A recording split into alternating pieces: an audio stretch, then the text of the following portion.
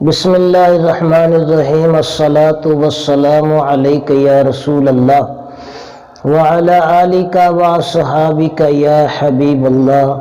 معزز سامعین و ناظرین، میں آپ کے سامنے اس چینل کی وساطت سے آج 3 ایسی چیزوں کا تذکرہ کرنا چاہتا ہوں جو انسان کو زندگی میں صرف ایک بار ہی میسر ہوتی ہیں، ایک بار ملتی ہیں، پھر وہ دوبارہ حضرت انسان کو وہ چیزیں نہیں ملتے ہیں۔ وہ کون کون سی ہیں اس کی میں تھوڑی آپ کے سامنے وضاحت کرنا چاہتا ہوں۔ پہلی جو چیز ہے وہ والدین ہے۔ پہلی چیز کیا ہے؟ وہ والدین ہیں۔ والدین ایک اللہ تبارک و تعالیٰ کی طرف سے، قدرت کی طرف سے ایک نایاب چیز ہے، نایاب تحفہ ہے۔ جب حضرت انسان کی زندگی میں یہ ہوتے ہیں اور وہ ان کی خدمت کرتا ہے، تو جب یہ دنیا سے چلے جاتے ہیں تو پھر ان کی خدمت سے، ان کی زیارت سے یہ محروم ہو جاتا ہے۔ پھر یہ والدین دوبارہ واپس نہیں آتے جب یہ چلے جاتے ہیں۔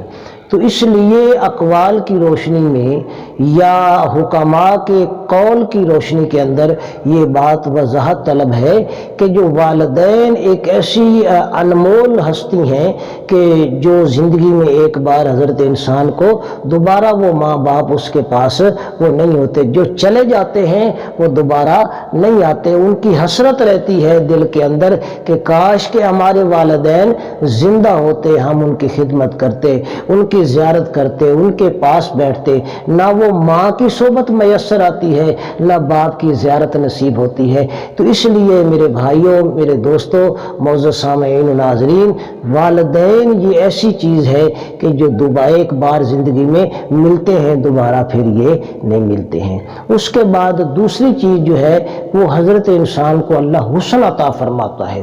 تو جو حسن ہے یہ ایک بار جب ملتا ہے تو انسان کو چاہیے کہ اس حسن سے ناجائز فائدہ نہ اٹھائے، اس حسن کو اللہ کی عبادت میں استعمال کرے، اللہ کی تابعداری میں استعمال کرے، اور اس حسن پر تکبر اور غرور کبھی نہ کرے، کیونکہ حسن جو ہے یہ سدا رہنے والی چیز نہیں ہے۔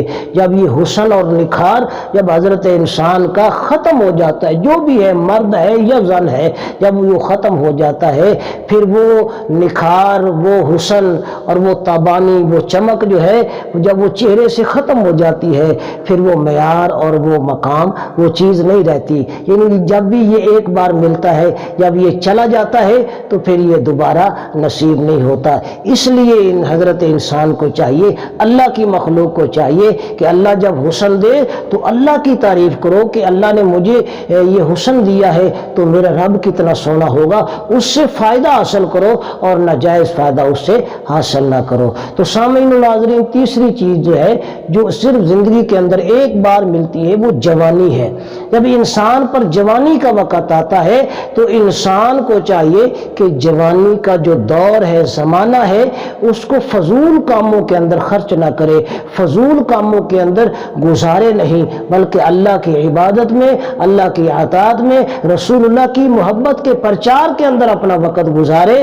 جب جوانی چلی جاتی ہے پھر وہ دوبارہ واپس نہیں آتا، پھر بڑھاپے کا دور شروع ہو جاتا ہے۔ لاکھ پھر اپنے آپ پہ پیسہ خرچ کر لے، تگ و دو کر لے، لاکھ جتن کر لے، پھر وہ جوانی کا جو زمانہ ہے، جوانی کا جو دور ہے وہ پھر واپس نہیں آتا۔ اس لیے معزز سامعین و ناظرین، جب اللہ جوانی کا دور عطا فرماتا ہے، خصوصاً میرے جوان بہن بھائی جو ہیں، جو جوان بیٹے اور بیٹیاں ہیں، میں انہیں یہ میسج پہنچانا چاہتا ہوں، اس آسان تعلیم قرآن کے ذریعے میں آپ تک یہ پیغام پہنچانا چاہتا ہوں۔ اللہ نے اگر جوانی دی ہے تو فضول کاموں کے اندر، نازیبا حرکتوں کے اندر نہ گزاریے، بلکہ اللہ اور اس کے رسول کی تابعداری میں گزاریے۔ اسی میں عافیت ہے، اسی میں کامیابی ہے، اسی میں دنیا اور آخرت کے اندر خوشنودی کا اور اللہ کی رضا کا باعث ہے۔ اللہ تبارک و تعالی ہمیں عمل کی توفیق عطا فرمائے۔ پھر میں آپ کے سامنے گزارش کر دیتا ہوں، 3 چیزیں ہیں جو حضرت انسان کو زندگی میں صرف ایک بار ملتی ہیں۔